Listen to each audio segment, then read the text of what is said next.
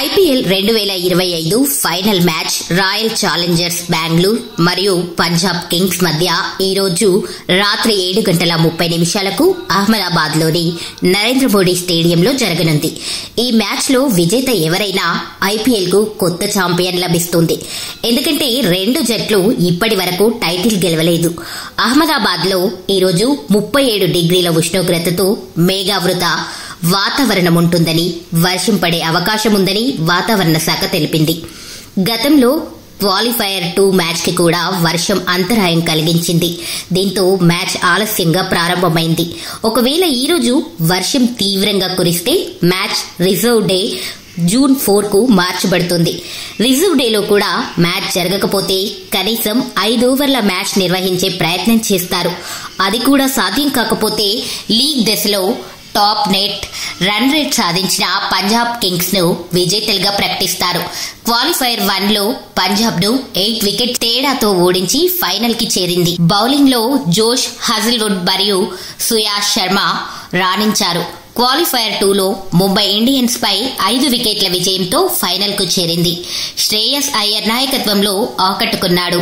రెండు జట్లు 36 మ్యాచ్లలో 18-18 సార్లు గెలిచాయి.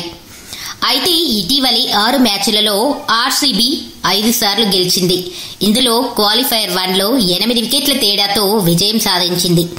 ఆర్సీబీకి ఫిల్ స్టాల్, విరాట్ కోహ్లీ, రజత్ పాటిదర్, జోష్ హజిల్వుడ్, సుయాష్ వర్మ లాంటి ఆటగాళ్లతో బలమైన జట్టుంది. క్వాలిఫైయర్ 1 లో వారి ఆధిపత్యం వారి ఫామ్ ను చాటుతోంది.